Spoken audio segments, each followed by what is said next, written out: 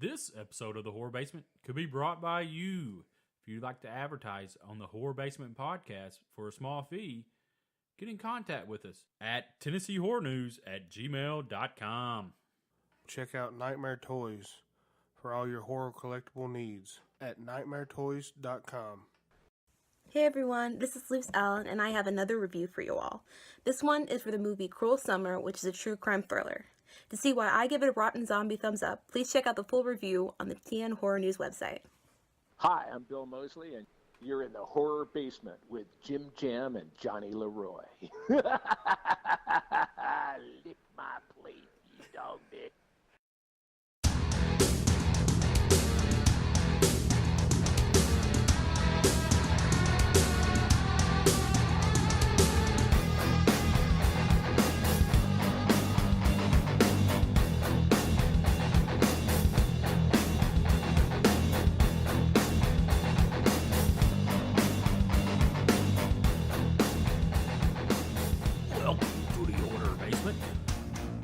Tennessee Horror News Podcast. I am one of your hosts, Johnny Leroy. And as always, we got Jim Jam here with us. Jim Jam here. Hello, Jim Jam. How are you today? I am good. Good. We got a pretty good podcast for you. Yeah, I can't do that too long. What's wrong, Johnny? Yeah. No. So, guys, we got a good podcast for you today, but make sure to check us out on Instagram, Twitter, Facebook, YouTube. What else? Horrorino, Vero. Yeah. Vero. And don't forget, Death House, Thursday, March 22nd, 2018, 7 p.m., Full Moon Cineplex. Yes. We are hosting. We are hosting it. We'll have a poster to give away, and Kane Hodder will be there. Yes, Kane Hodder will be there. Be there. So bring all your Hatchet, Jason, whatever you want signed. He will sign it for you, but you will pay. Yes, I guess. With your life. Oh. You like that, huh? But, yeah, so check it out. Before it sells out at the 7 o'clock one, there will be a 9 o'clock one, and you can still see it. And maybe see, if it goes ahead and sells out, it will be easier for us to give away tickets. Yes. So get your friends to buy tickets, and then beg us to give you a ticket. Yeah. That works. Yep. But by the time you hear this, it's going to be Wednesday, so it'll be the day after, so you should have already got it. Yeah, so you probably should have already bought your ticket. Yeah. We got Joe Lynch, director Joe Lynch, as I should have said, director. I think his first feature was Wrong Turn 2. Yeah. Then we got, I might be missing some, but I know there's Chillerama, Everly, Knights of Badassdom, and of course, Mayhem. Mayhem was a really good movie. That's the only movie I've seen. I'm just going to go ahead and throw that out there. I wanted to watch Chillerama really bad last night, but I wasn't able to because family come over. And I'm planning on watching Chillerama Knights of Badassdom. I want to watch that. And then I'm going to let him take home Everly so we can check that out. I mean, I should have already done all this, but I was told last night that we were doing this interview. So, and also he also is on the Holliston TV show, which is fucking funny as hell. And fingers crossed for season 3 on their Instagram or on their IMDb page. It says 2018 now, so I'm hoping that means they're about to start shooting.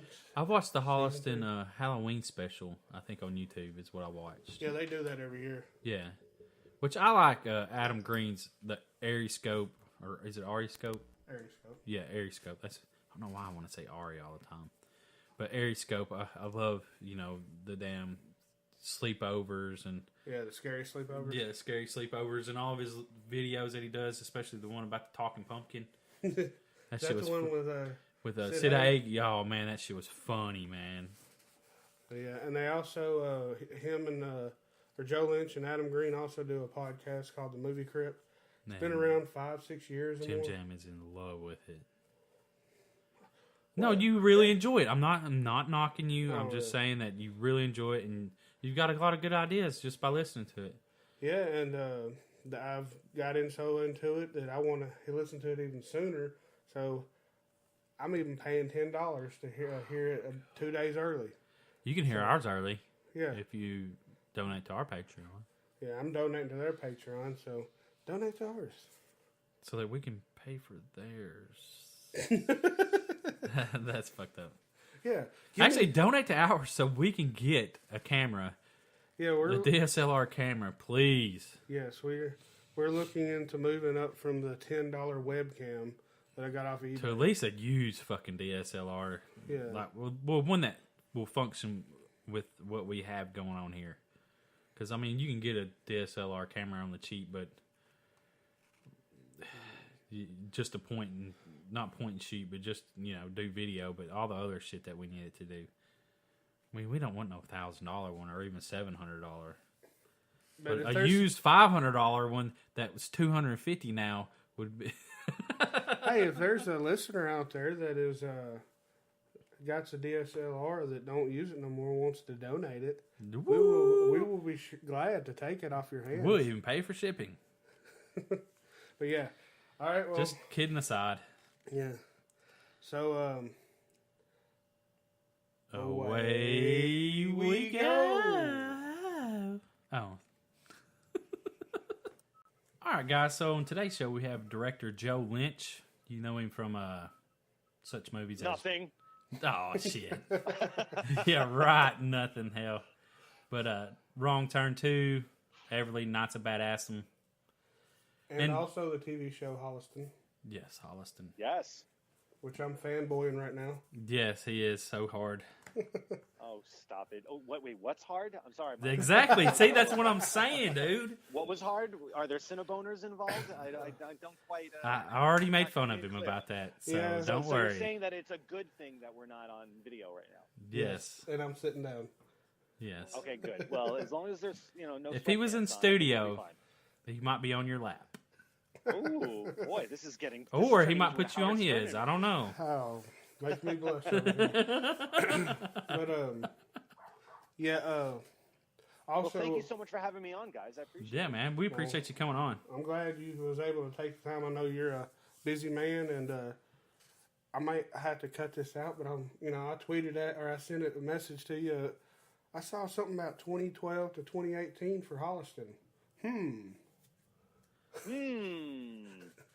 Not saying a word. Oh. Well, look, I can. just kidding. You don't have to cut this out at all. It's like we have been trying. We've been trying to find like the right place, the right outlet for it. And honestly, Shutter. with Adam, Oh, it's sorry. like we've been trying to find the right time because it's been tough for him to kind of dive back into that well, especially after the last couple of years. But slowly but surely, we've been kind of pulling him out of the muck, and he's been pulling himself out. And we've been there's been some really good discussions, like very recently, and that's kind of where the update has been generated from. But it's definitely, we are definitely moving things along. So hopefully there's going to be some news soon. Yeah, every week I hear, which I know y'all are like, what, a month behind on the podcast? Yeah, my God, we just, when does this air? This airs Wednesday. Next Wednesday. Yeah. Okay, so this will already be out. We just recorded our 250th episode, which I'm sitting there going like, wait, what? We've recorded 600 hours of this shit. My God, what is wrong with us? Actually, I should say we've recorded about 300 hours of Adam saying and me saying So if you cut all that out and you find a tighter version of it, it'll probably come out to like maybe 200 hours of content. But we just recorded the 250th episode, and we had on one of my like all-time childhood heroes, Savage Steve Holland, who did Better Off Dead and One Crazy Summer and Encyclopedia Brown. And holy shit, it was a fucking geek out. If you guys could have seen like under the table, it would have looked like a bunch of fucking hockey sticks, like leaning on its edges, because there was just fucking Cinnaboners everywhere. It was awesome. But yeah, like that was crazy that we've gotten to our 250th episode and people are still kind of sticking around, and B, it's like, you don't get to meet your heroes very often. And like that guy has been kind of like integral in my life, and his movies have like kind of what's the word? They've reintroduced themselves into my life at pivotal points in my own life myself. Like, you know, when One Crazy Summer came out, I was a kid and I saw it many times since. Now I'm sharing it with my kid, you know, at the same age that I was when that movie came out. So it's this weird full circle shit that we have with movies, you know, and to have that and share that with someone like that, it's like, it's fucking crazy, man. It is so crazy. But anyway, sorry, enough about that Savage Steve Holland guy. No, it's all good. We know you're passionate about all the things you do and movies, of course, but also geeking out. Well, one of the episodes I enjoyed, and I think I even tweeted about it. Damn, man, Joe was geeking out about Tony Gardner. I couldn't help it. I could not fucking help it. Like, even because when we first met him, and we met him through Don Mancini, who I also geeked out over. But you know, we were doing this thing for Fright Fest where we had Chucky make a cameo in one of those Fright Fest shorts. Yeah. So it was this dumb idea that I go, you know what, can't hurt to ask. So we asked Don, and Don's like, here's Tony Gardner's, you know, email address. And already I'm like, because Tony Gardner, I was obsessed with him when I was growing up as a kid because he made some of my best nightmares, you know, between The Blob and Return of the Living Dead. And I mean, I didn't even know that he worked on some of the movies that he did. Darkman, you know, it's like this guy created some of the most iconic things in film, including the movie that like made me want to make movies. So it's like, of course I would geek out. So then we go drive, like 2 hours outside of LA to go to his studio. And the second we walk in and this, you know, cute little guy comes over and is like, hi, everybody. I'm just like, I couldn't help myself. And then 30 minutes later, I'm directing him as Chucky. It was fucking surreal. So, and then we all became friends, and, you know, we hung out with him and his daughter who had a documentary at Fright Fest. So we hung out in England and stuff. And it's just like, he's just Tony, you know, but then you sit down with him and you start talking about his movies. Like, I had no clue that he was specifically the point person on the half woman in Return of the Living Dead. You know, like that whole, and I told him, it was like that spinal fluid that came out of the fucking, you know, the end, that freaked me the fuck out. And he was just like, yeah, that was like a last minute thing that we did. And it's like a last minute thing that ended, it was like a choice. It's just weird because it's like a dumb choice or like a spur of the moment kind of creative idea that someone comes up with back in 1985 still freaks me out like 30 years later. It's like, what other job do you have or is out there? What other jobs are out there that allow people to do that? You know, not many, you know, that have like a ripple effect that can last over generations. Fucking spinal fluid, and I'm still talking about it, you know? So how, you know, when you have guys like that that made such an impact on your childhood and ultimately your, you know, your kind of adulthood and your career, how can you not get like a little excited about it? You know, it's just a shame whenever you do that and it's like to someone that doesn't give a shit or they're an asshole or whatever. And then it's just like, oh man. But, you know, for the most part, I've been blessed with a lot of the heroes that I've met. That's one thing that I love so much is getting to talk to people that I've watched their movies and all that. And Johnny got on me about we interviewed Bobby Rowe, which y'all have done also. Yeah. And yeah, because I'm huge into haunted attractions. So yeah, talking to them, I was fanboying out then. Oh yeah, he loves haunted houses. So there's nothing wrong with that. No, there's nothing wrong with it. I think it's the thing that on the fan level and on the creator level, it's something that just keeps us going because it just shows that you've made a connection. You know, very rarely do we ever get a chance to actually have a connection. I mean, Twitter and Facebook and, you know, Instagram and all those things have made it a lot easier for us, like, to reach out to the people that we admire and the artists that we admire and show our appreciation. Sometimes also to show our disapproval of some things. Like I'm so glad that I was not Rian Johnson in December or January or maybe this week. But you know, that's part of the game, and it's great to. I think it's that sort of thing that energizes everybody, because when you know that you can say to, you know, someone that you admire, like, I really, really like your work. And then also to hear that as someone who, you know, was on the creation side of it, it's like, wow, holy crap. Like, I'm not just making it for myself or my mom. It's actually getting out to people, and it's affecting people, and it's harder and harder to do today because of the glut of content that's out there. To actually get someone to watch something these days is so hard because you have to contend with someone's DVR queue or someone's Netflix queue, or how there are streaming services that just keep putting shit out every week, and you're just like, I can't keep up. Like I'm like in this depression right now because it's like I'm behind on Altered Carbon, and I'm behind on The Punisher, and I haven't watched like Mute yet. Like there's all these all these things that like I'm like, oh fuck. Like whereas I don't think I had that problem back in the day because maybe it was just the availability of the stuff that I wanted to see, which just wasn't there, or there just wasn't as much stuff being produced. I mean, when we were growing up as kids, you had the networks that only programmed things when they wanted to, not when you wanted it, and cable stations eventually, and then HBO and all the premiums and stuff that kind of allowed you to see things more, and then obviously video and home video and DVD and Laserdisc and all that. But now it just seems like I'm so burdened. I have this like huge weight on my shoulders where it's like my fucking Netflix queue is driving me insane right now. So with that, it's like it's so hard to get anybody to watch anything. So the few times that you ever are able to have, like when someone writes me or something says that they watched Mayhem, I'm genuinely thrilled.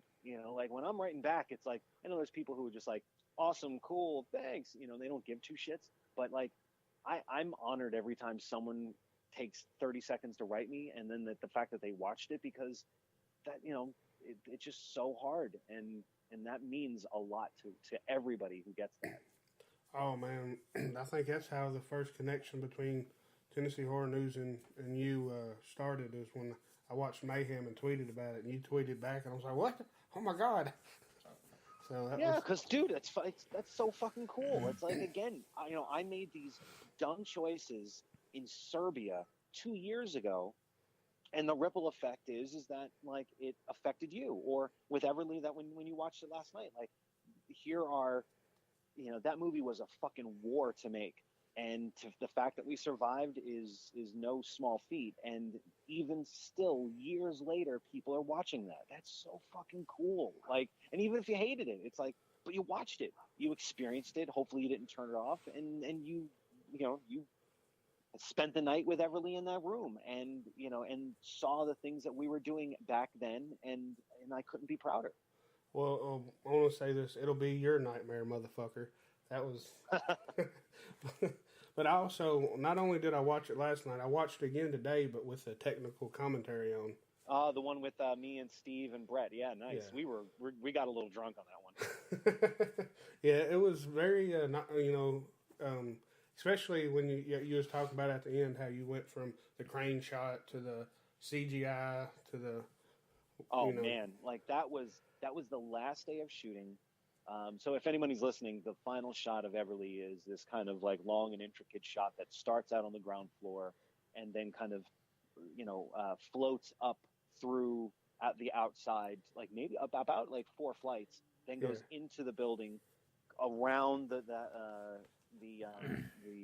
now fucked up room, and then kind of ends on Everly-ish. Oh no, and then continues forth outside the room, and then continues up into the horizon. So, and that was a shot that I had kind of come up with way early on from the beginning. That's kind of how I sold the movie in a way when I went in to kind of talk about it once the script was sold. That was one shot that I knew from the beginning that we always wanted to do.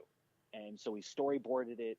We did all these visual preps and everything. And, we worked it out with the visual effects company just so that we would know what parts we needed to film, what like kind of cut points that we needed, so that we knew, like, all right, the camera's got to be here instead of here. It's got to be facing down. It's got to be a certain lens. It was so hard. And of course, we put it off into the very last shot, which meant that, it's just that one thing, because if you think about it, if you look at the shot, there's not a lot of people involved.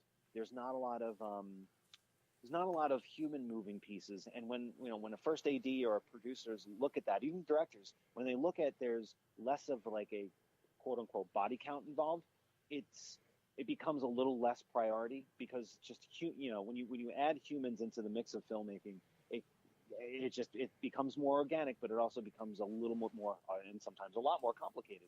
That's why crowd scenes are a fucking nightmare sometimes, because there's so many variables that can go wrong with those. So here it's like, other than the stuff that we shot immediately outside with that really bad SWAT team guy in the beginning holding the little girl, that guy sucks, by the way. He's the worst actor. He should never work again. Oh fuck! I cast him again in Mayhem. Damn it! I gotta learn.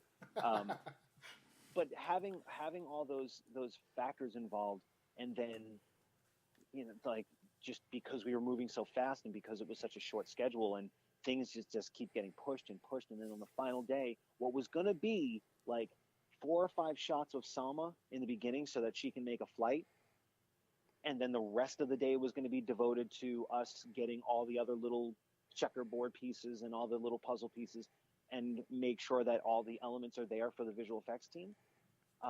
That went from the first morning part, which was supposed to be maybe 2 or 3 hours, turned into 2/3 of the day, leaving us only with about an hour and a half to 2 hours tops to get everything that we were supposed to get in 6 hours. So Damn. It was it was fucking crazy. So there was a lot more kind of digital stitching that I wanted to do. I wanted to try to keep it as much in camera as possible. And like, I watch it and I can see all the seams, but hopefully you don't see it too much, but it was one of those things that you don't count on being a big pain in the ass, but I'm so glad it turned out, because it's just that one little bit of both storytelling, thematic, and also stylistic flourish, I guess you could say, that leaves the audience on a note, like, hopefully that they walk out feeling good, and that they've, kind of made, because it's the first time that we've made it out of the building. So there is a payoff after being stuck in that fucking room for 80 odd minutes. I wanted there to be some form of release. And if that shot pulled off, I think the audience would feel it. And they have, like, whenever we showed it in festivals or in theaters and stuff, you can almost feel the audience kind of exhale a little bit, because it's like the beautiful song and the way that it's all done in slow-mo, so it's the rest of the movie has been so frenetic and so kind of excitement based with the camera work and the lighting and just what's going on with the sadist and masochist and all that shit.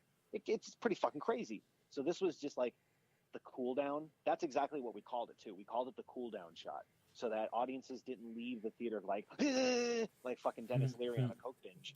They got to kind of like, it's like that feeling that you get right after you take a shit. We're just like, that's, for my cinematic piece of shit, that was the dismount. Well, you made my wife cry with that ending scene, so thank you. I appreciate it. Talking about I know you didn't you have a lot of struggles with Knights of Badassdom? I remember hearing you on a podcast talking about. Oh God, yeah. I mean, it's all out there, and it's like anytime that I hear that name, I still get a little twitchy.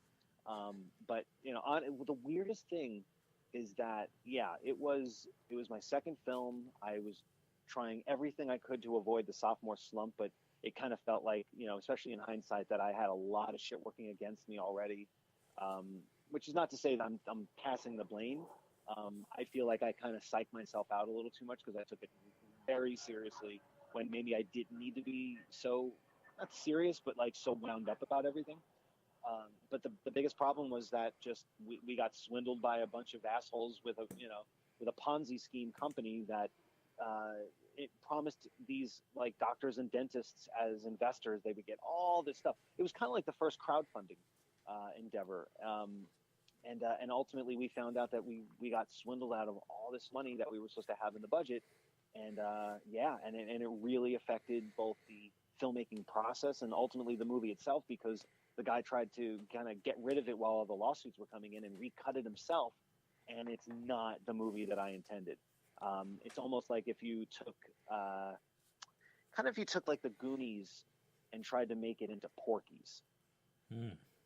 Like but all using only the footage that you had without reshooting anything. Because there was a whole different ending, and the reason why we didn't use that ending was because it was a lot of visual effects, and they were getting sued by one visual effects company, so they're like, just fuck it, just, you know what, throw on a voiceover at the end.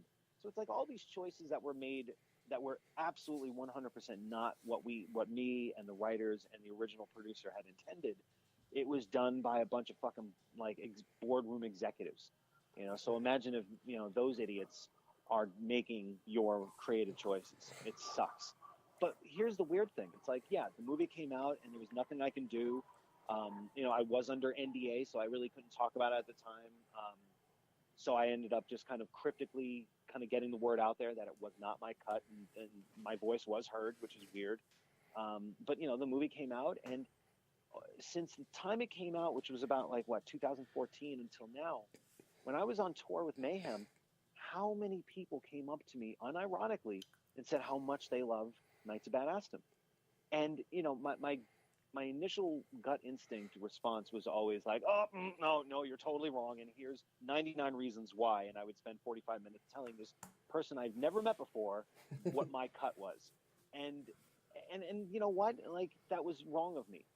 And if you've heard me kind of like famously, well, at least to 4 people, talk to Don Coscarelli on the Movie Crypt about it, like when he told me that his cut of the movie Beastmaster was not his cut, and all the trials and tribulations he went through, I'm like, holy fuck, that's exactly what happened to me. And yet, here we are, 30 years later, waxing poetic about Beastmaster and how much we love it. We didn't know anything about the context of the movie. We had no clue about like what he intended as opposed to what was in the movie. So it completely changed my perspective on things. And now I just go, great, thank you. Like, who am I to say that anyone's tastes in movies are wrong? We're all different. We all come from different storylines and different narratives ourselves to the point where we take in this story. And, my perspective is one of pain and stress and anguish and what didn't happen and what was meant to be. So it was a lot of disappointment. But someone who's just looking for some entertainment for 90 minutes on a Saturday night and loves Peter Dinklage and Steve Zahn and Ryan Quanten and Summer Glau and Jimmy Simpson and Danny Pudi and all these amazing actors that are goofing off as LARPers, it's like, so fucking be it. And now I'm like really shocked at the kind of following that Knights has had over the past couple of years. It's weird. I'm really not used to it, but at the same time, again, I'm thrilled because once you make a movie and it's done, it's not your movie anymore. I know it's an old adage, but it's true. Because again, what everyone brings to the table with their viewing experience and their ingestion of the movie is going to be different. So the fact that there have been a lot of people who do like the movie for face value, and even still, like, it's not like they're going like, you're wrong. It's not, like your choices were not good. It's just, I think like the general chemistry of seeing those actors in that situation, and there are some really like strong scenes in it. And it's just, I think they see the kind of crap on the wall as well, but they accept it anyway, just like how we accept so many movies, even though you look at them today and you go like, Jesus Christ, I can't believe I like that movie. But you still have an affinity for it because it worked you without having the knowledge of like what went on behind the scenes or what happened on screen that just doesn't work. You still accept it. So anybody who likes Knights of Badassdom, my hat's off to them. Well, I was hoping to have it watched before this, but whoever rented it at Family Video hasn't brought it back yet, and it's over 5 days. That was, I'll be honest, all right, full disclosure, that was me. I actually rented it, and I'm like refraining from returning it so that you won't. So, $100 late fee is probably worth it. But honestly, go for it and see what you think. I feel bad for even sullying it with knowing or getting the word out now that the movie's had problems, just because people should just go into a movie as objectively as possible, like we did when we were kids, when there was no IMDb and there was no Ain't It Cool News or Gawker or The Wrap, where you hear about like, oh my God, all these problems on the set of this movie. And sometimes that don't mean shit, because at the end of the day, you go, that was a fucking great movie. How many movies have we all gone, oh man, I've heard nothing but like production woes on this and the actors hate each other. And then the movie comes out, ends up being fucking amazing, and no one remembers the other stuff ever again. They just remember how great the movie was, or if it made a shitload of money, or both. Yeah. Well, one thing that's been good with IMDb for us is, we've done IMDb Pro before, and that's how we've got emails to get interviews. And that's how it's a great resource. Anybody, hopefully it doesn't get abused, but anybody who's, in the industry or needing the kind of resources like, doing interviews, doing podcasts, what have you, IMDb has a shitload of great stuff, that really is helpful. I've been using it for the past like 6 years now, and it's so worth the money. It totally is. So yeah, to have the ability to be able to kind of reach out to, whether it's the real artists or whatever, artisans, or the representation, like we didn't have that years ago. That's fucking great. Yeah. And the thing, we've been on this, for 2 years now. We started interviewing a lot of the people from Death House. And oh, nice. Still have not seen it yet. It played like 20 miles away in LA, like one night that I was working. I'm like, God damn it, because it's like I feel like I know so many people in it. And I'm so curious. Man, we've been battling, trying to get, they said they had a Nashville premiere. It's supposed to be at one theater. Was it Black Panther? Fucked that up, and they dropped it. And then it was supposed to be at another one, and they kept pushing tomorrow night, and it got pushed. And I stepped in and emailed the distributor, and I said, I know, because Adam had Victor Crowley screen at a Full Moon Cineplex for Halloween weekend last year. Yeah. So I got the distributor to talk to that guy. So now Tennessee Horror News is hosting the premiere of Death House at Full Moon Cineplex next Thursday night. And just so happened... Shameless plug, but a fucking awesome shameless plug. Well, just so happened, Kane Hodder's son goes to Vanderbilt, and he's going to be in Nashville Thursday night. So Kane Hodder's going to make an appearance at our little thing we put together. So, well, you tell Kane, first off, fuck you from me, and see what he does. Secondly, remind him that I am still the fart champion in the Aerioscope world. Don't let him start any bullshit saying that he is.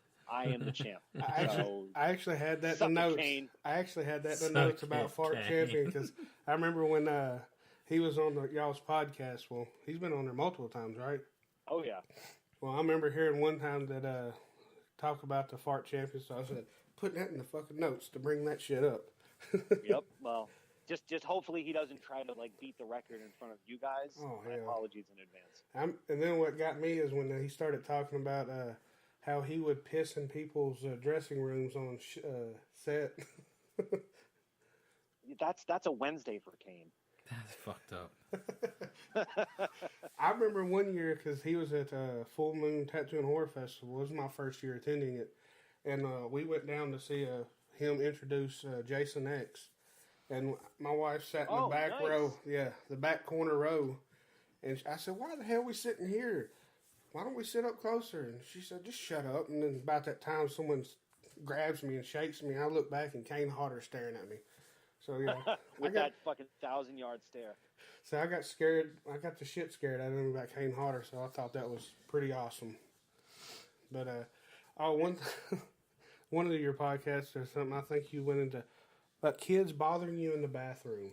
Just wanted to bring that up.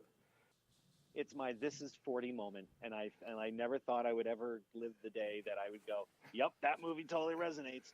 But look, we have so few precious moments of alone time, whether it's in the space or the time or whatever, and I find myself gravitating more towards the bathroom all the time. Sorry, there's a plane going overhead. I think James Gunn has to go to another meeting. There he goes. Hi, James. But I cherish those moments now. Like, I find myself getting up earlier before I have to wake one of them up to go to school, where I'm just like, just give me my chance, my precious 20 minutes where my legs go numb and I don't have anybody bashing on the door at all times. Please just give me that. I get a lot of work done actually that way, so that's very good for productivity as well. Oh yeah, I know what you mean. I got 2 kids myself, and that's one thing that I can attest to. Yes, I know what you mean, and like you said, was it after 7 o'clock? You said it turns into dad mode, or yeah. I feel like lately I'm always in dad mode, but that's partially because I have both boys have chicken pox. Oh, one of them, they're finally getting them over. But oh my god, it's like living in a fucking David Cronenberg movie that still goes around. Oh, hold on. I thought there was a shot for that. It doesn't matter. Oh, really? I thought that. Yeah. I didn't know that still went around. Like I thought, I really thought that they had eradicated chickenpox for some reason. Nope, not What do they treat with it now? How do you treat it now? Do they got something new, or is it still what's it called? Calamine lotion. Yeah, calamine lotion. Calamine lotion and TV screens. Yeah. Do not itch it. Don't scratch it. It'll become a. Otherwise, it's I'm dying. Oh my god. Yeah, you tell them don't scratch it, or it'll become a scar. I got a scar on my forehead from the chicken pox. Well, that was all right. This is going to sound really, really offensive and bad, but whatever. With like one of the kids, because he started scratching at his face because it's like he's got him all over his face. So we're like showing the kid pictures of Edward James Olmos and being like, "This is what we don't want you to turn into." Like, and look, no offense to Edward James Olmos, I fucking love him, but like, yeah, like the fucking writing's on the wall right there. So we're like, please, don't scratch your face. And of course, the younger one is just like, he looks cool. I'm like, oh fuck. Which, I mean, to be fair, he's right. Not that I'm going to be showing him blood in, blood out, or stand and deliver anytime soon. Yeah. But it was just like, please see this as a cautionary tale. I still like your face as is. Like, just hold out a little bit longer. We've been calling them Brundlefly 1 and Brundlefly 2, and hopefully they lapse very soon. Yeah, well, I don't think mine have had it yet. When we had it, my dad ended up with it. He never had it as a kid. So he was an adult, and they said it's a hell of a lot worse as an adult. Oh, that was part of the reason why it was good that they got him now. It was like, because I think there was like, when they were exposed to it, there was this point where they're like, well, you could get this shot, now, but it might still come. And we're like, we don't need to pump them with any more fucking vaccines right now. So we're like, all right, we'll just ride it out. And it was good because they got it over with. I didn't get it until I was 16. So when I got it everywhere. Yeah, they say the older you get, the chance you die. Yeah, it gets worse. Like it went down my throat. It went in my ears. It went up my fucking butthole. Like, it was rough, dude. Yeah, they say. On the good side is that I lost 30 pounds because the only thing I could drink or eat was orange juice. This is what the doctor told me, which I found out later was totally wrong. But because I had them down my throat, they needed to kind of like the acid in the orange juice was going to kind of help get rid of them. So by doing that, I didn't eat or drink anything but orange juice for like 4 weeks. I came back to school 30 pounds lighter, and people thought that I was a new kid at school.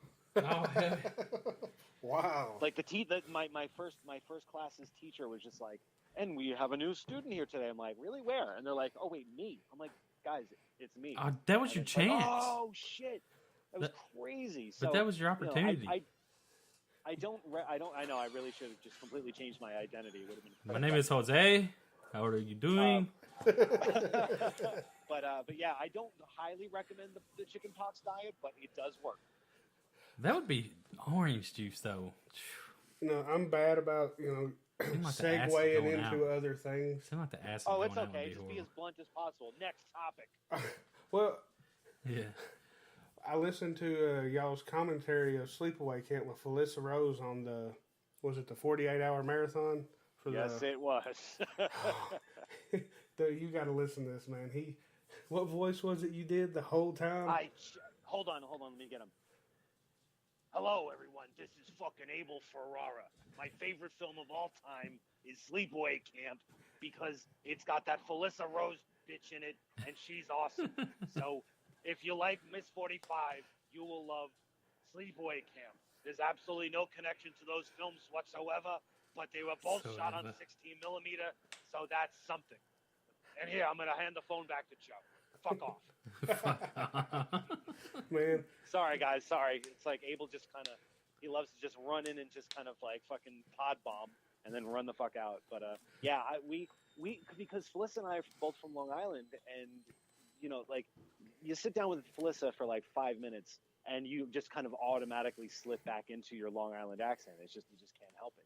Oh, And yeah. we were so fucking tired at that point. We were up for about 32 hours at that point. So we were fucking delirious. But sitting down and like starting the movie, and then I just started cracking a little bit about Abel Ferrara, and I look over and Adam's just fucking dying with laughter. And both of us, like Felicity and I, were just like, you know what? The longer we can keep Adam from laughing and not sleeping, so that was our challenge. That's the one thing that we don't talk about is like we were trying super hard to just make him continue to crack up so that he wouldn't pass out. So that's why we didn't stop. And at first it was just like, after a while, Adam's like, you guys got to stop. But then he couldn't stop laughing. And then other people were chiming in going, this is fucking hilarious. And then when Doug Benson chimed in saying, please stop, I'm like, fuck you. I'm going to keep doing this the whole way through. Oh, my God. Oh, yeah, it was amazing. I don't know if I could do 48 hours staying awake. Dude, it was for a good cause, so it was totally worth it. I do not recommend it at all. I probably shaved at least 5 years off my life every time I do it. Yeah, well, they raised a shit ton of money for Save the what Yorkies, right? Yes, yep. For the Save the Yorkie Foundation, we ended up, I think the final tally was somewhere like 24,000, which was well over what we had expected. We thought if we had made 15, we would have been thrilled because that was more than what we did the first year. But just the amount of support that we got from both, you know, the fans and the listeners, but also like the people that came in, you know, like fucking Brian Fuller just like walking in, giving us this amazing interview, walking out, and then immediately donating like a shitload of money for it. I was like, holy crap. So it was totally worth it. And we're thrilled because we saved a, as Adam likes to say, wheelbarrow fulls of dogs. Hell yeah. That's definitely a good thing. And, you know, I know he's big. Well, I got 2 dogs also, but they're not Yorkies, but yeah. But they're your babies. Yeah, They're, as I like to say, they're stupid babies, but they're my babies. Babies, all babies are stupid. Well, I can't wait till you can wipe your own ass. Yep, exactly. When does the dog do that?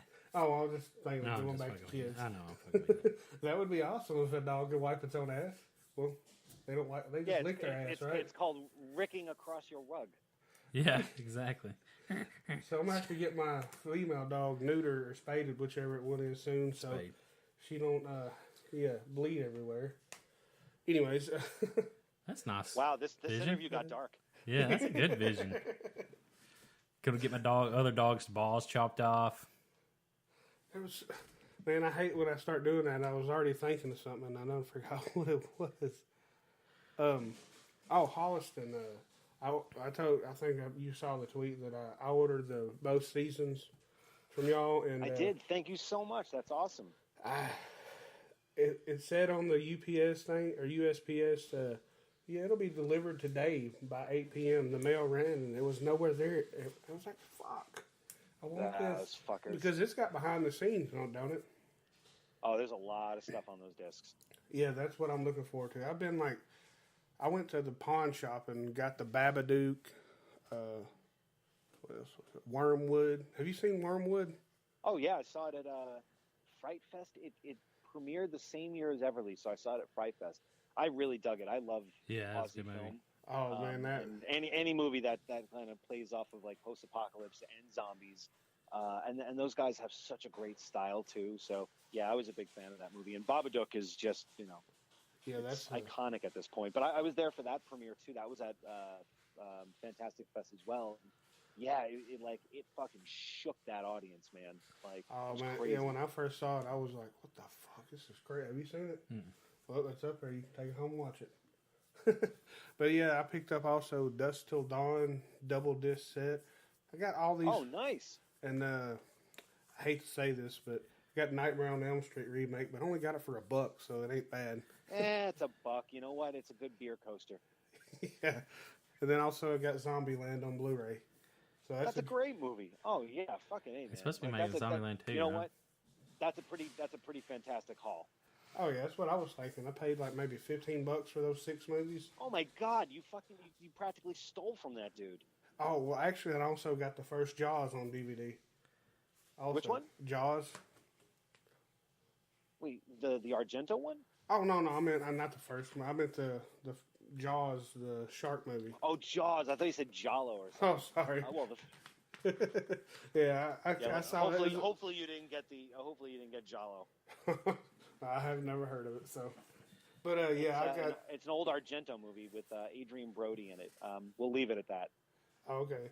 But yeah, I got Jaws on DVD, and I watched the behind a making of it, and it looks like they had a nightmare making that movie. Yeah, anybody who ever wants to make film should watch anything that like from Jaws, like the shark is not working. They had a horrible time. There's a plethora, way over budget. It just everything that could go wrong went wrong, and yet that movie is a classic. So. It's more like I remember doing this as a kid too. When the Laserdisc of Jaws came out, it was one of the first times that I had ever seen any behind the scenes about the movie, and I remember watching it going like, man, filmmaking does not look easy. And whenever you read anything about the press, in the press about it, like back in the day there was like Premiere and Entertainment Weekly and Movie Line, and a lot of times even Fangoria. Most times it's a fucking puff piece. Oh, we had such a good time working on this. We're all family. We had such a great time, working with each other and yada, yada, yada. All fucking bullshit most times. Yeah. Most times it's fucking hard. There are times that you don't like working with the person that you're, working with, and you just gotta have to fucking do it because it's a job. And then when you watch those, that behind the scenes, and you go like, dear God, like the fact that Spielberg didn't just like jump in the water and swim away, never to be seen again, is amazing. And you see what it takes to make a movie, in so many different ways, whether it's on land, on sea, with effects, with actors, crazy actors, not crazy. Like it's a whole thing. And any filmmaker worth their salt needs to like watch anything like that, because it just gives you an idea. Because I think there's still this fallacy that filmmaking is not a difficult thing, and it because I've been on sets where first-time directors are just not prepared, and I think you kind of need to have that fear in your belly to push yourself to work harder and do more things and be more prepared, so that because film is such an organic process and everything changes every minute. You could be as prepared as possible, and you walk on set and it starts raining, or an actor doesn't show up, or the effect doesn't work, or the camera breaks down, or the sound isn't right. Like, I can think of a million things that would ruin your perfect plan. So you have to be prepared to adjust, augment, pivot, compromise, or be a genius and come up with that plan that kind of thwarts all of that shit. And if you don't realize that shit is stressful and it's fear-inducing, like that Spielberg documentary that came out over the summer, or like late last year or something like that. There was something in it that was so pivotal, and I'm so glad that people kind of saw it, and I was thrilled to see it. Is like when you start a production, the night before you start, like the night before the first day of shooting, is something I would not wish on my worst enemies. Sometimes the nervousness and paranoia and tension and fear and panic, all of those things all hit ahead. You start thinking you're a fucking hack. How the hell did you dupe people into thinking like that you could actually do this? All this money's on your shoulders, all this time, all these people's careers are like resting on your shoulders, all the way till you get to set. It's a fucking panic attack. And when I did it in Wrong Turn 2, I was like, oh my God, hopefully this gets better. And it doesn't. It's always like that, and then like, when it happened with Mayhem, I was like, all right, fuck, man, this is my fourth movie and I'm still feeling like this. Like, am I cut out for this shit? And then you watch that Spielberg documentary and he goes, still to this day, every movie that I do, I still have the butterflies in my stomach and I still think I'm a total hack. And I like, how did I get people to think that I could do this? And it's going to be a fucking disaster. Spielberg said this. So, yeah, you should. Yeah, that would be nerve-wracking, though. Like you said, all the money that's people have invested in it and all the fucking time. And it's all based on your creative decisions. On what you decide. But you know what? If you don't, my thing that I learned from that, and also something that I've definitely learned from experience, is if you stop having that, then you quit, because then you don't care anymore. If you care, you're going to be focused on set. You're going to care about decisions that are going to be made. You're not just going to go like, whatever you want, whatever. I don't. And that happens all the time. And that there's a tendency to do that when you have 5 people standing around you, all asking for an answer. You know, what color of the shirt? What, how many things do you want on the desk? Does this haircut look right? You know, that person isn't on set yet. What should we do? It's like, and you have to answer all of those things now. You can't wait, because time is money, and every minute that counts is thousands of dollars that's going out the fucking window. So you have to be decisive. And it's so easy to be like, you just look around at everybody and go like, white, 14, blue, tell that person to get on set instead, and let's just cut that scene. And just so that you don't have to deal with the pressure anymore, even just for a minute. And a lot of times, that's the wrong choice. So you have to be as on point and focused and passionate and excited and happy to be there as possible, because if everyone else sees that, then they work harder.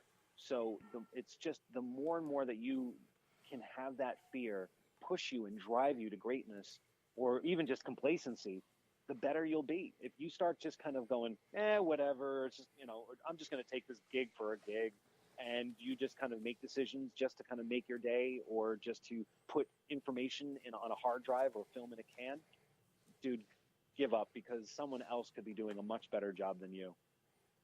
Yeah. I was wanting to, this kind of going off the Steven Spielberg thing. I remember hearing on the movie Crypt, people, filmmakers wanting to get that phone call from him or whatever. And then now in the horror world, Stephen King tweeted about Mayhem, and oh my God, holy shit! Oh, I'm still having fucking heart palpitations over that. That's something that I'm gonna go to my grave with. Like, I'm gonna go to my grave with that fucking engraved thing that one of our fans sent me. That's what I was gonna say about tweet. Like, it's unfucking real, man. Like, if I could go back to, like, not even my 12-year-old self, which is usually my touch point for, it's like, if I could go back to my 12-year-old self and tell them that I met Tony Gardner or whatever, I would shit. Now it's, if I can go back to, like, my 7 or 8-year-old self, the one that became obsessed with Stephen King that early, and say, someday you're going to make a movie and Stephen King is going to like it, I would probably have to be committed to a mental hospital, because I would freak the fuck out. Like, that's like getting the hand of God touching your shoulder and saying, like, good job. Like, it's fucking Stephen King, and that guy's, I'm sure, has a lot of things to watch and a lot of choices to make. But the fact that he ended up spending 90 minutes with my movie and seeing my dumb choices, like, holy fuck, guys. Like, that's one of those things where, people say, like, I can die now. Like, if I died now, that would be one thing that I go, at least I have that. I might not have been able to see my kids graduate, but at least I know Stephen King watched my movie. Well, on that note, Stephen King was right about liking the movie, because when I saw it, I was fucking blown away. It's just like, God, you're fucking excellent in action-packed movies, for sure. Oh, thank you. Thank you so much. Like, yeah, that was... Wait, how did you see it? Did you see it on video? I think on demand. Yeah, I saw it. I rented it on demand, and then... Oh, man, yeah. Like, it's... thank you so much for seeing it and loving it. I know y'all are big against the pirating thing, so yeah, I did pay for it. Yeah, no, it's not. No, it's not. No, I wasn't saying that. Like, no, I know. Like, believe me, if I found out, I'd hunt you down, and I know these things. No, it's more like I've been blessed where a movie like Mayhem might not have gotten any theatrical exposure whatsoever, but there is a difference that I've and having toured with the movie now a year to the day since we premiered it a year ago yesterday. I've been on tour with this movie, and I've been lucky enough to kind of see it in a theater many times with a packed house, and the effect that the movie has on people, because it was designed to be a catharsis for what it feels like to feel like shit at work, you know, and we all feel that. We all have that, you know, those feelings. And to be able to kind of to be basically Chainsaw in summer school, screaming right before the test, tension breaker had to be done. That's kind of what I wanted to make. And when you see it in a theater, it, you know, it's like any good comedy or any, you know, like any big blockbuster, you know, feel good blockbuster, when you can see that the movie is like really working the crowd over like a rock concert. So like that's the only reason why it's like, you know, if we've been lucky where the Mayhem has now already started playing like repertory theaters, which is crazy. So if it ever comes to Nashville, please see it on the big screen, because it sounds so loud and is so big on screen. It looks awesome. So we'll have to, if you get a chance, definitely, if your listeners out there get a chance to see Mayhem on the big screen, like a midnight show or something like that, trust me, it's totally worth it. Bring your friends. I guarantee you everybody will be hooting and hollering by the end. I'll have to bring it up to Ben at Full Moon Cineplex to get him to show it, because I definitely would love to see it in on a theater screen. But and there's a lot of times if it plays at midnight, there's a good chance I'll be there, because you don't get very often to like share your work with people. You know, there's a difference between your movie going out into theaters or going out streaming or going out on video, and being in the theater to experience it with a crowd. Oh man, there's nothing better. It's the closest thing that you get to like a theatrical, like being on stage in a theater. It's just that your performance is being kind of thrown across the screen on a 2D plane for the audience instead of you performing in front of an audience. But it still has the same effect. People laugh, people cry, people cheer, people gasp, and there's just nothing like that. And I also started watching the commentary on Shudder. The one with me and Steven, yeah. Another reason why I got Shudder is because of y'all, because I used the promo code, but I still have it. No, it doesn't matter. No, look, believe me, the thing that I think is smart with like what Shudder's doing is that, you know, Mayhem is kind of like that first joint where it's like, hey, first one's free, man, you know, but now you know where to get it, and you might not go anywhere else if you need horror content. And, you know, look, I'm not gonna beat around the bush. I've done this before too, where I've gotten a service for the first month free, and then I forgot to not cancel it after that 30 days, and I go, oh shit, fuck, that thing just charged. I'll take it for another month and another month and another month. You know, it's very slick, but we wouldn't push Shudder if we didn't truly care about it. And I find that Shudder is just such a wonderful resource for fans. Like people, I get this a lot, like, oh, what should I, you know, like what's a good horror movie I should watch? And I don't do it anymore. You know what I do? I give them a fucking promo code, because there's so many good things on Shudder. And I did that whole month where I got to recommend 12 movies. It was fucking hard. My short list originally was 50 that are currently on Shudder right now. Wow. You know, there's just so many great movies, and I'm sorry if I sound like a shill, but it's like to be able to have like a resource like that where, yes, it's corporate owned, so you know AMC owns it, but the fact that AMC owns a streaming service that's showing We Are the Flesh or Battle Royale or, you know, Miss 45, you know, that is balls fucking deep, man. Like that's very, very ballsy, and I applaud them for that. So the fact when I heard that Mayhem was being courted by Shudder, I like at first I know that some of my producers were a little skittish. They're like, yeah, but it's a streaming service for horror. I'm like, but you don't understand. Like, and I kind of expounded on how much I love the service and how progressive they are and how smart their programming is. And I would rather get on ground floor with something like that than jump on the bandwagon later on, you know, because I knew that if it was going to be another streaming service, it might get lost in the fray, which happens all the time.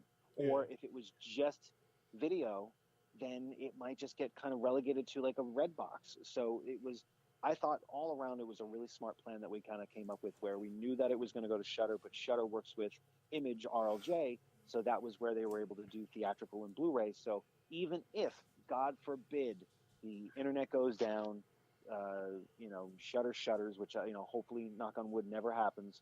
But any of these streaming services could just go poof. They can just Kaiser Soze, they're gone.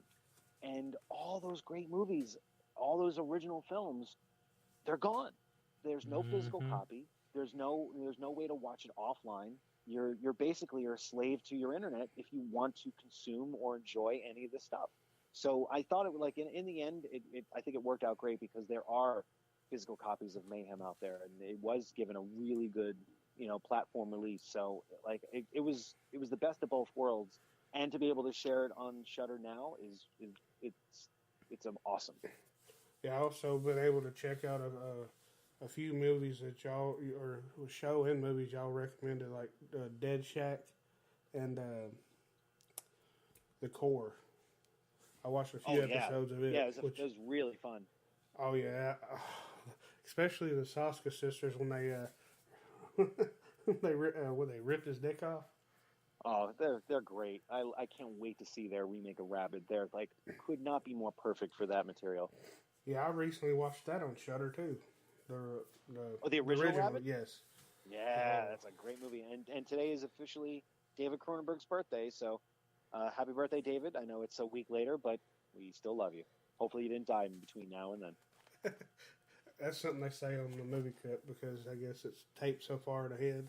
But and it's happened so many times where we've been like, hey, where anything in the news happened, where in real life, that morning some big celebrity or notable person died. We're just like, no, it's not that we're not addressing it. It's just that we recorded this 3 weeks ago, so we had to kind of always put that disclaimer out. Oh yeah.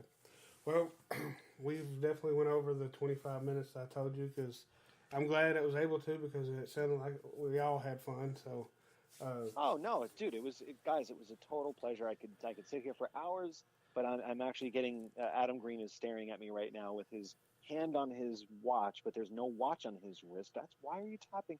Yes, okay, I understand. Well, tell Adam we said hi. I don't know if he remembers, but I interviewed him at Full Moon. I was the big guy that was stuttering, and and that actually that's about half of his audience. So unfortunately, that narrowed things down. Actually, Adam was my first interview in person, so he popped. Nice. He popped my cherry for interviewing a person in person. What was it? What was it for, Victor Crowley? Well, we had a table set up at Full Moon, and I walked in there and I asked him if I can interview him. I was really asking him to interview him on the podcast, and he was like, "How about we do it now?" And I was like, okay." But yeah, he put me on the spot big time. He was awesome to interview, and that's where I learned. Okay. That's where I learned about Holliston and all that. So yeah, it was definitely a good thing. So I appreciate it, and I'll let you get to Adam before he kills you. But I appreciate it, and you have a good one, and we'll talk soon. No, thank you so much, guys. I appreciate it, and keep watching movies and keep the love alive. Oh, yeah, we will. Appreciate it, Joe. Have a good one. Talk to you soon. Bye. See you. All right, guys, so that was Joe Lynch. As you should know by now, director of many things. Yes. Huge film fan and huge horror fan. Yeah. So that's a pretty good interview. Enjoyed that. Wow. Hope everybody else enjoyed that. And as always, hit us up on Twitter, Instagram, and Facebook. Yes, all the above. And appreciate you listening. And but yeah, I appreciate it. We appreciate you listening, and check out that Patreon. Try to help us get that DSLR. Yes, and hopefully we see you at Death House premiere at Full Moon Cineplex. Yes. That's all we got. Yeah. Peace.